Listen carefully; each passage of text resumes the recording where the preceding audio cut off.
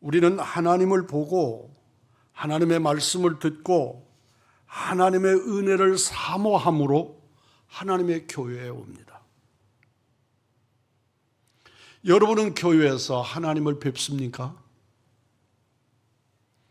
교회가 존재하는 이유 중에 가장 강력한 이유가 예배입니다.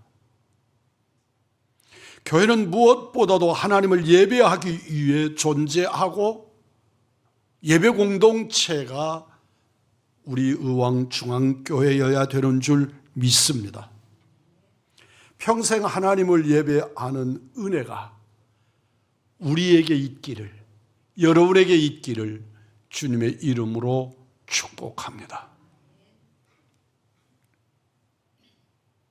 교회에서 예배하고 기도함으로 하나님을 뵙는 여러분은 함께 예배 드리는 이웃들도 보고 그들과 함께 해야 합니다. 여러분 지금 한번 주변을 한번 돌아보십시오. 교회만큼 다양한 사람들이 모여 있는 곳이 없습니다. 한번 주변 한번 이렇게 둘러보십시오. 90 넘으신 어른부터 아직은 결혼하지 않은 청년들까지 이곳에 다양한 성도들이 함께하고 있습니다. 남녀노소, 빈부, 귀천 모두 한자리에 있습니다. 교회에서 서로 다른 사람들이 서로 자기 주장만을 한다면 오늘 본문의 고린도 교회 같은 현상이 교회에 가득하게 될 겁니다. 당시 고린도 교회는 오늘 본문에서 4개의 파로 분리되어 있는 한 교회인데 그 안에 4개의 분파로 나누어져 있다고 성경은 말씀합니다. 아주 구체적으로 그 파당들이 자기들의 색깔을 드러냅니다. 바울파, 아볼로파, 게바, 베드로파, 그리고 심지어 나는 그리스도파라, 예수파, 그렇게 나누어져 있었던 겁니다. 이렇게 여러 파당으로 나뉜 성도들을 어떻게 하나 되게 할 수 있을까? 하나님의 교회는 원래가 하나여야 하고 하나일 수밖에 없는데 예수를 믿는 하나님의 교회가 왜 여러 조각으로 여러 생각으로 나누어져서 서로 다른 주장과 그리고 다툼이 일어날까? 고린도전서 1장 10절로 16절은 4개의 당파에 관한 말씀을 하시고 18절 이후부터는 놀랍게도 연속되는 말씀이 십자가에 관한 말씀입니다. 18절입니다. 십자가의 도가 멸망하는 자들에게는 미련한 것이요 구원을 받는 우리에게는 하나님의 능력이라. 25절까지 계속 십자가에 관한 말씀을 거듭하고 계십니다. 교회 분열에 대한 해법으로 바울은 십자가의 신앙을 제시합니다. 십자가가 단순한 죄수의 사형틀이 아니라 교회 공동체의 다양성을 하나로 묶는 화합과 일치의 매개인 것을 증거하고 있는 것입니다. 우리 교회도 오직 십자가로, 오직 예수님으로 하나가 되는 하나님의 교회, 예수의 교회 공동체가 되기를 주님의 이름으로 축복합니다. 사는 것이 다르고 그리고 모양도 다르고 지금 살고 있는 형식도 다 다릅니다. 그러나 우리는 예수라고 하는 그분 아래 이견이 없이 그분 앞에 하나가 되어야 될 줄 믿습니다. 교회는 예수님으로 서로 사랑하는 원수들의 집단이라고 한 사람이 있습니다. 원수들인데 이 세상을 지배하는 사악한 사탄이 지배하는 세상 속에서 원수일 수밖에 없는데 그들이 예수님으로 서로 사랑하는 공동체를 이루었다 하는 의미의 메시지입니다. 우리의 다양성을 하나로 묶는 것은 오직 예수님입니다. 우리 한번 따라서 하십시다. 오직 예수, 오직 예수.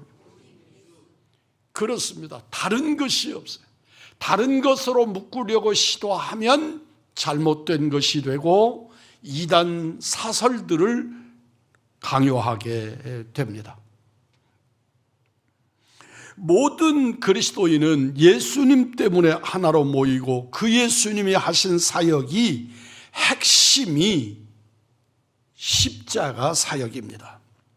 서로 다른 생각을 가진 것이 잘못 아닙니다. 그러나 우리는 십자가로 하나가 되어야 할 줄 믿습니다.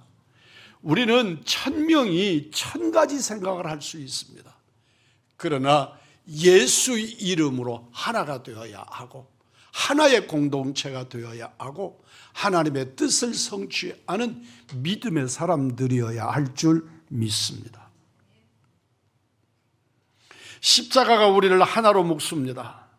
오늘 본문에서 바울은 유대인이요 또 헬라인에게 십자가 신앙을 증거합니다. 바울은 유대인들이 생각하는 십자가를 설명합니다. 본문 23절입니다. 유대인에게는 거리끼는 것이요, 유대인들에게는 십자가는 거리끼는 것이었습니다. 그냥 불편한 정도가 아닙니다. 이스라엘 사람들에게 십자가는 아주 불편할 뿐만 아니라 저주의 상징이었기 때문입니다. 여기서 거리낀다는 말은 넘어지게 하는 것이라는 말입니다. 길거리 발뿌리에 채여서 나를 넘어지게 하는 돌멩이 같은 것입니다. 그래서 나에게는 의미도 없는데 그것이 나를 해롭게 하는 도구가 되는, 그래서 돌뿌리 같은 나를 넘어지게 하는 것으로 십자가를 생각했습니다. 왜 이렇게 유대인은 십자가를 부정적인 것으로 봅니까? 그들이 가진 메시아관 때문입니다. 22절입니다. 유대인은 표적을 구하고, 유대인은 표적을 좋아했습니다. 유대인이 생각하는 메시아의 전역은 다윗의 표적을 가진 사람들이었습니다. 그러니까 전쟁하면 백전백승하는 사람, 다윗처럼 한 번도 패한 적이 없는 무패의 리더여야 했습니다. 다윗은 골리앗을 이기고 온갖 전쟁에서 승리한 초월적인 지혜와 불가사의한 용기를 가진 무패의 전쟁 용사였습니다. 따라서 메시아는 죽어서도 안 되고 죽을 수도 없고 패해서도 안 되고 패할 수도 없는 그런 존재가 이스라엘 백성들이 생각하는 메시아였습니다. 베드로, 바울이 전한 메시아는 놀랍게도 십자가에 죽은 예수였습니다. 그들은 무패의, 누구와 싸워도 어떤 상황에서도 승리하는 다윗 같은 리더를, 메시아를 기대했는데 놀랍게도 그들이 돌뿌리처럼 그들을 괴롭히고 약한 것의 상징이고 저주의 산물이라고 여기는 십자가, 나무 십자가에 달려 죽은 예수를 증거하고 있었던 것입니다. 그토록 사람들이 메시아라고 믿었던 예수는 로마로부터 이스라엘을 구원하지도 못하고 허망하게 그들의 사형 제도인 십자가 틀에 매여서 죽임을 당했습니다. 그들은 나무에 달린 자를 저주받은 자라고 믿었는데 예수님이 나무에 달려 죽은 것입니다. 그러니 그를 바라보는 생각이 얼마나 허망하고 허탄했겠습니까? 그들이 기대했던 메시아는 다윗 같은 전쟁 용사이고 누구도 범접할 수 없는, 어떤 누구라도 모세처럼 애굽의 황제라도 그 앞에 무릎을 꿇치는 메시아 상을 가졌는데 놀랍게도 그 예수는 나무에 달려 죽은 예수를 믿으라고, 그분이 메시아라고 가르치니까 이스라엘 백성들은 견딜 수가 없었습니다. 유대인들이 구한 메시아 사상이 오늘 우리 신앙 속에 그대로 있습니다. 유대인들이 가졌던 메시아 사상은 어그러진 것이고 잘못된 것이고 말씀을 잘못 이해한 것이고, 오늘 우리들은 바로 이해하고 있고 바로 믿고 있다고 착각합니다. 우리도 여전히 이스라엘 사람들이 가졌던 메시아의 메시아 사상을 가지고 있다는 것입니다. 유대인들이 구한 메시아 사상이 힘을 추구하는 사상이었습니다. 사람들은 세상에서 힘을 추구하며 삽니다. 경쟁 사회에서 끝까지 살아남는 사람은 힘이 있는 사람입니다. 돈도 힘이고 권력도 힘이고 스펙도 힘입니다. 그래서 우리들은 어떻게든지 돈을 벌려 하고 수단도 방법을 뛰어넘어서 돈을 벌려고 합니다. 권력을 가진 사람들이 그 권력을 가지고 돈을 쌓으려고, 재물을 쌓으려고 시도합니다. 이번에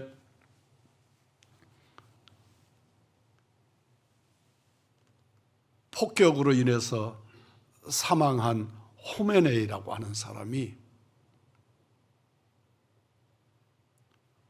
우리나라 돈으로 무려 159조를 가지고 있다고 신문에서 읽었습니다.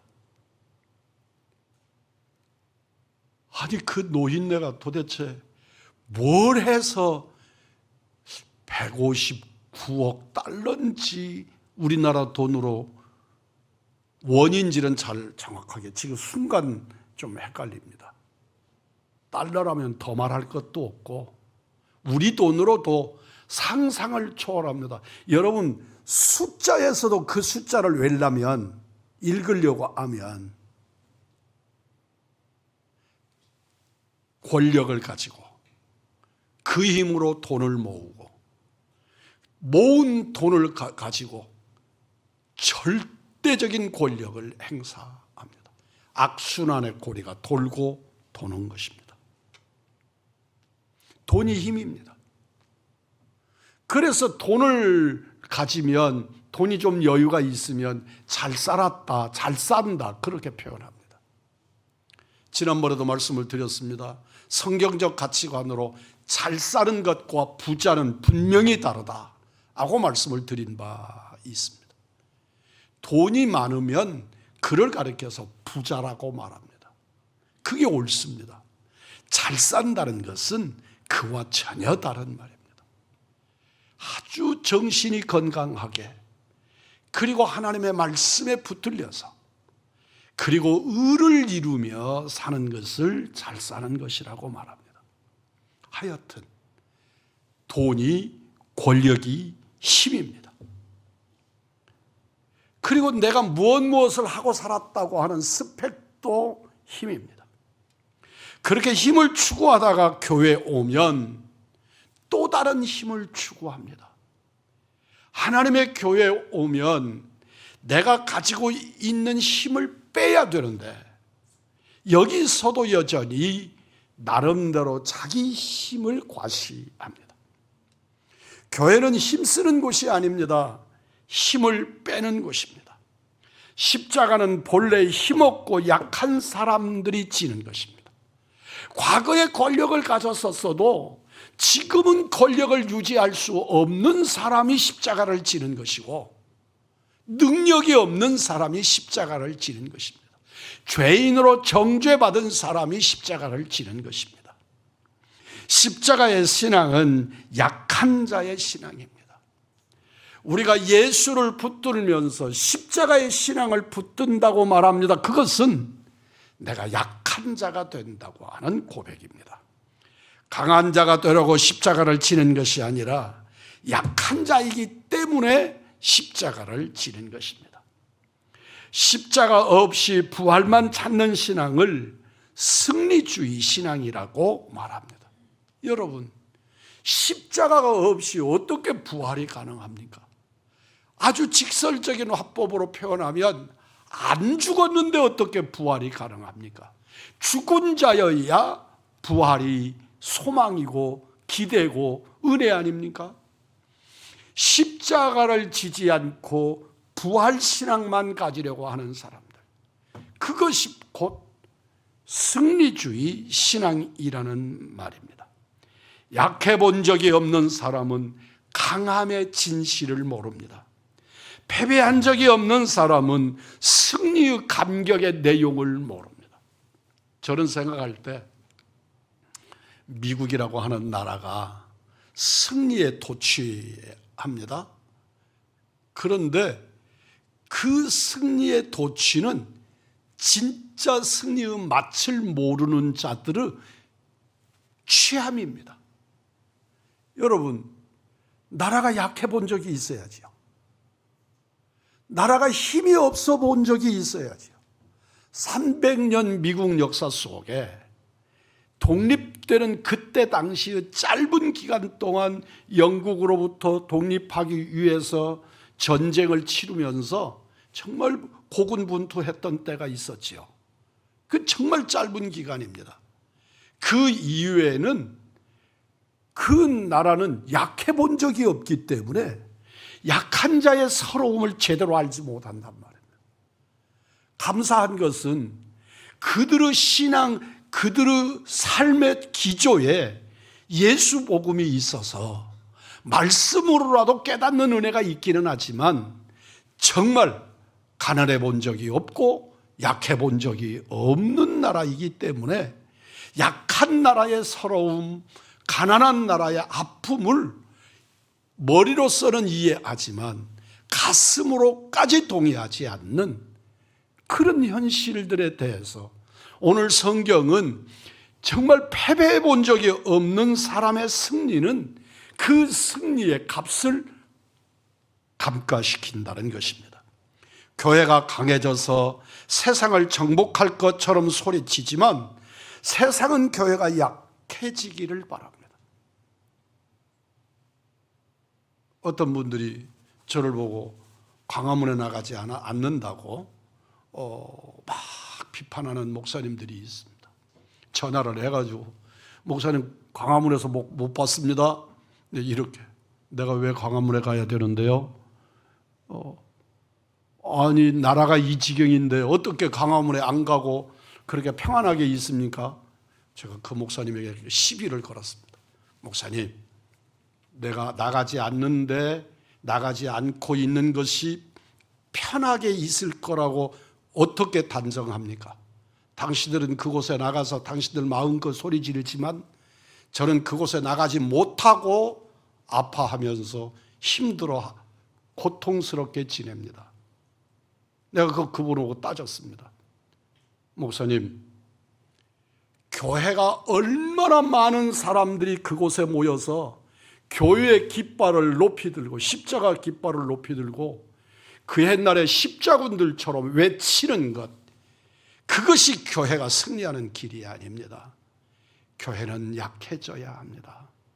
주기철 목사님처럼 강단에 엎드리고 말씀을 붙들고 끌려가서 죽임을 당하고 그런데 복음을 깨뜨리지 아니하고 그 십자가를 바로 세워서 하나님의 교회가 건강해지는 것이지, 권력과 마주 붙으쳐서 교회가 얼마나 힘이 센데 그리고도 너희들이 견디는 거 보자, 그리고 교회가 힘과 권력을 가지고 세상과 부딪혀서 싸우는 것이 교회의 바른 태도가 아닙니다.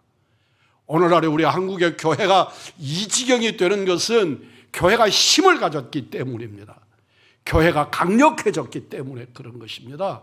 교회가 말씀으로 돌아가고 교회가 기도로 현장으로 돌아가고, 그래서 기도원들이 살아나고 하나님의 새벽 기도가 회복되고, 그렇게 금요 기도가 눈물로 내 나라를 위하여 기도하고, 그렇게 하나님의 교회가 건강해져야지 목사들이 권력을 등에 힘이 없고 그리고 성도들의 숫자를 백그라운드로 나가서 길거리에서 외치고 머리에 붉은 띠 두르는 것이 싸움의 모습이 아니라고 그분에게 설명했습니다.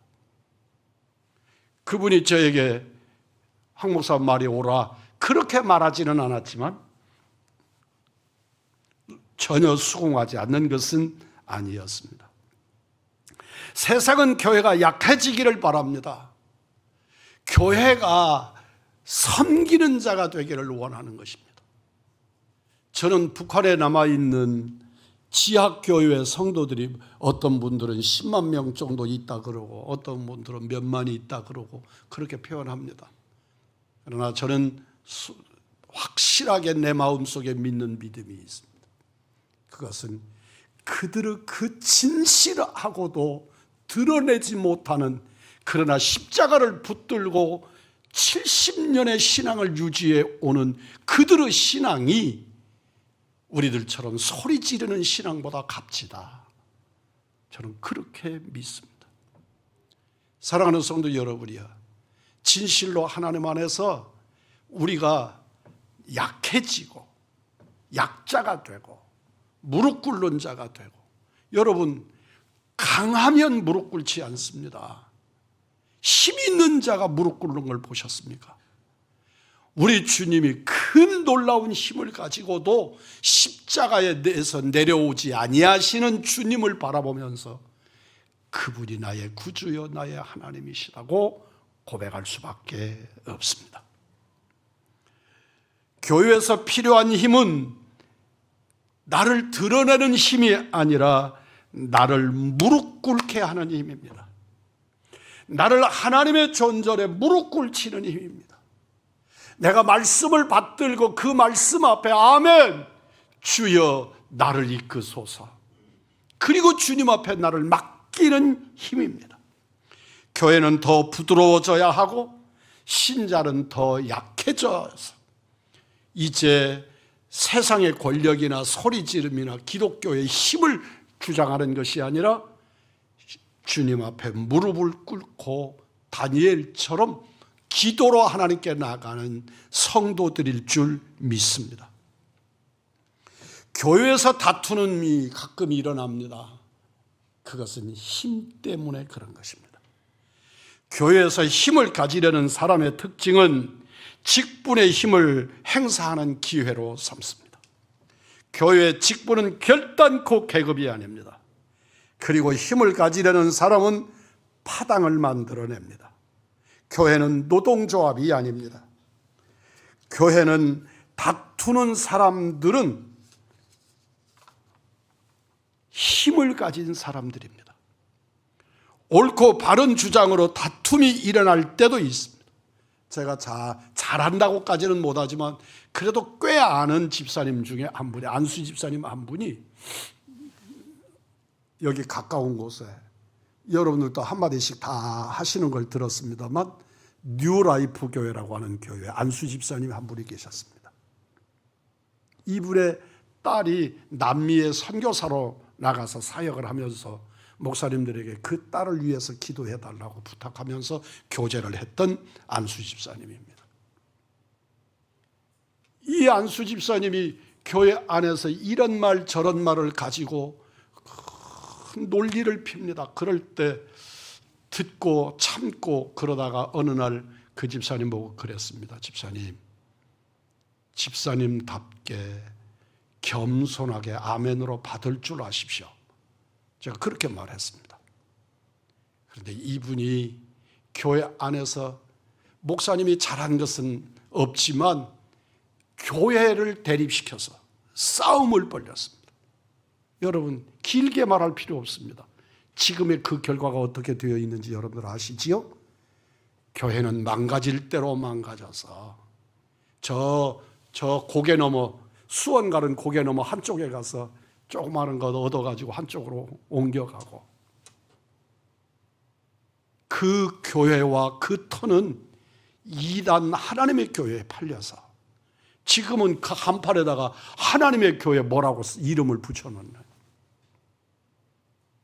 크고 작은 교회 안에서도 참 작은 힘, 논리를 펴서 다른 사람을 설득하는 힘, 혀의 힘, 그걸 가지고 그렇게 이쁘게 모든 사람에게 부러워하던 뉴라이프 교회라고 하는 교회를 완전히 망가뜨려서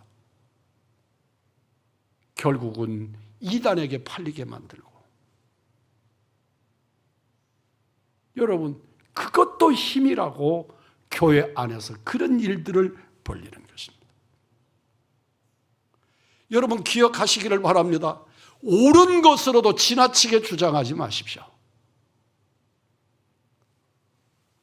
옳고 바른 주장으로 다툼이 일어나서 하나님의 교회를 망가뜨릴 수 있습니다. 한 목사, 여러분의 담임 목사가 곳곳에 가면 바른 소리 잘하는 목사로 소문나 있습니다. 한때는 그게 내 사명이라고 생각했던 때도 있었습니다. 이것이 한국교회를 살리는 길이라고 생각을 하고. 그런데 여러분, 나이 들고 지금쯤 되어 보니까 한 사람이라도 보태고 인격을 살리고 높이는 일이 내 인격과 신앙 인격과 연결되는 일이구나 생각합니다. 사랑하는 성도 여러분이요, 교회에서 가장 힘 있는 사람은 힘이 있으나 쓰지 않는 사람입니다. 유임 목사에게 주어지는 힘이 법률적으로, 교회법적으로 강력한 힘이 있습니다. 그러나 여러분의 담임 목사는 우리 교회가 조그만해서도 그렇지만 어떤 모양으로든지 섬기기를 원합니다. 여러분을 세우기를 원합니다. 힘이 있는데, 칼을 가졌는데 칼을 뽑지 않는 사람, 그리고 칼을 뽑았으나 쓰지 않을 줄 아는 사람. 칼집에서 칼을 빼면 결국 고통을 당하는 것은 자기 자신부터라는 것을 잊지 않기를 바랍니다. 고린도전서 9장 18절입니다. 그런즉 내 상이 무엇이냐? 내가 복음을 전할 때 값없이 전하고 내게 있는 권리를 다 쓰지 아니하는 이것이로다. 사도로서의 권리가 있으나 그것을 나를 위하여 쓰지 않는 것이다. 내가 모든 사람에게 자유로우나 스스로 모든 사람에게 종이 된 것은 더 많은 사람을 얻고자 함이라. 사랑하는 성도 여러분이요, 진실로 목과 어깨에 힘이 들어가 있는 사람은 그 힘을 빼십시오. 교회는 섬기는 공동체입니다. 이것이 십자가 신앙이고 십자가 믿음입니다. 22절입니다. 헬라인은 지혜를 찾으나 헬라인들은 인류에게 철학을 만든 공로가 있습니다. 철학을 헬라어로 필로소피아라고 말합니다. 필로소피아는 지혜를 사랑한다는 뜻입니다. 철학의 기본은 합리성입니다. 합리적인 사람들은 초월성을 인정하지 않으려고 하는 경향이 있습니다. 합리적 사고로 보면 십자가에 달린 죄수가 하나님의 아들일 수 없고, 십자가에 죽어버린 그가 어떻게 우리의 메시아가 될 수 있겠습니까? 당시 십자가형은 노예나 종들에게만 허용된 사형제도로서 로마의 시민권만 있어도 십자가형은 면제되었습니다.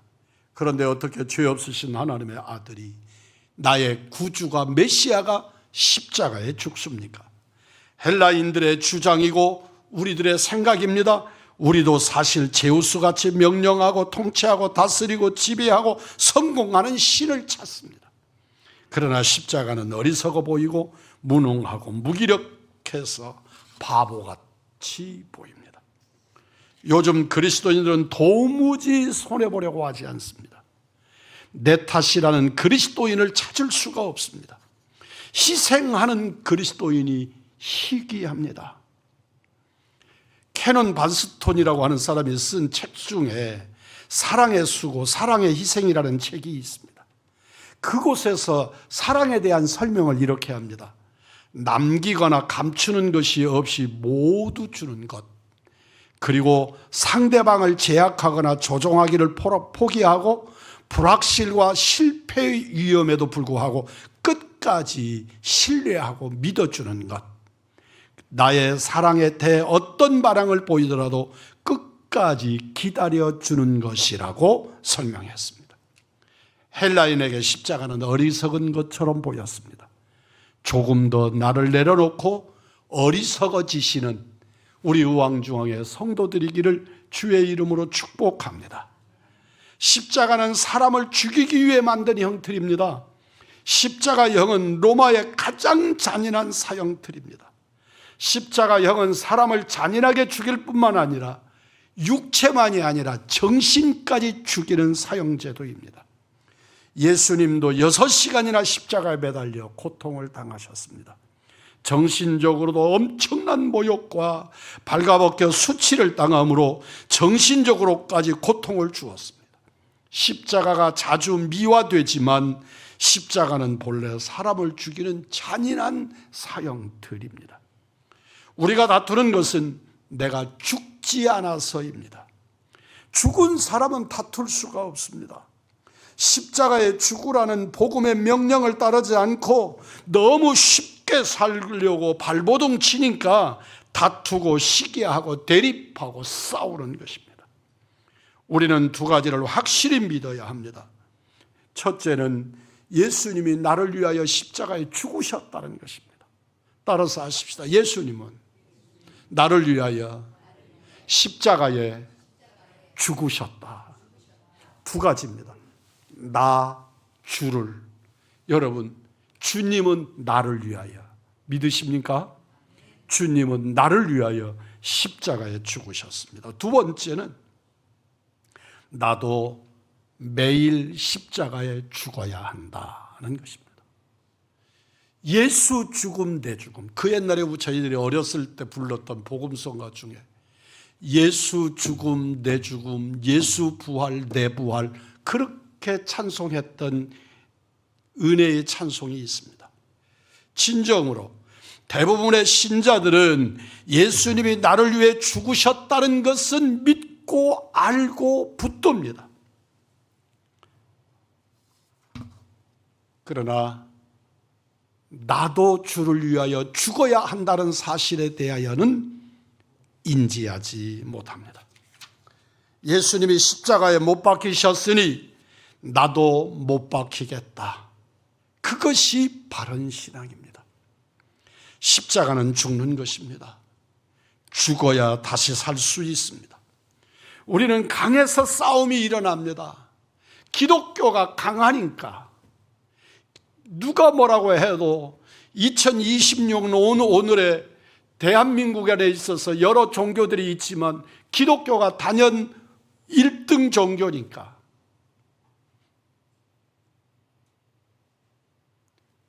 국회의원들이, 장관들이 기독교인이 대거 자리를 포진하고 있으니까 이 나라의 재벌들이 기독교인들이 자리를 차지하고 있으니까, 힘이 있으니까 여러분, 무릎 꿇는 우리들이기를 주의 이름으로 축복합니다. 더 약해져야 합니다. 하늘과 땅의 권세를 다 가지신 예수님이 힘없는 죄수가 되어 나를 위해 죽으셨다는 사실을 믿으십시오. 우리는 너무 계산이 빠르고 영약하도록 잘났습니다. 자기를 죽이고 희생하지 않는 것은 어떤 경우에도 십자가일 수가 없습니다. 고린도전서 1장 22절로 25절입니다. 유대인은 표적을 구하고 헬라인은 지혜를 찾으나 우리는 십자가에 못 박힌 그리스도를 전하니 유대인에게는 거리끼시는 것이요 이방인에게는 미련한 것이로되 오직 부르심을 받은 자들에게는 유대인이나 헬라인이나 그리스도는 하나님의 능력이요 하나님의 지혜니라. 하나님의 어리석음이 사람보다 지혜롭고 하나님의 약하심이 사람보다 강하니라. 권력자가 힘이 있지만 힘을 쓰지 않을 때 십자가의 삶을 사는 것입니다. 돈 많은 사람이 주일 아침 일찍이 와서 눈 내린 교회 마당을 쓸고 십자가의 삶을 살 때 예수의 향기가 드러나는 것입니다. 권사님이 이웃을 섬기고 선교사를 지원하는 삶을 살 때 안수 집사님이 연약한 자들을 돌보고 하나님의 교회에 숨은 곳, 가려진 곳을 찾아서 섬길 때 목회자가 자기를 죽여서 하나님만 나타낼 때 십자가의 삶을 사는 것입니다. 십자가에서 죽으신 그분 예수님만이 나를 살립니다. 십자가가 모든 것의 해답입니다. 우리에게 필요한 것이 십자가의 믿음입니다. 예수님과 함께 죽어야 예수님의 부활이 내 부활이 되는 줄 믿습니다. 우리 모두 십자가로 하나 될 수 있습니다. 서로 다른 다양성이 십자가에서 일치할 수 있습니다. 십자가로 우리 의왕중앙교회가 굳게 서시고 다시 일어서고 회복되어지고 부흥의 길을 여는 복음 전파의 사명을 감당하는 우리 의왕중앙교회 그리고 무성도들, 하나님의 사람들, 십자가의 사람들이시기를 우리 구주 예수 그리스도의 이름으로 축복합니다.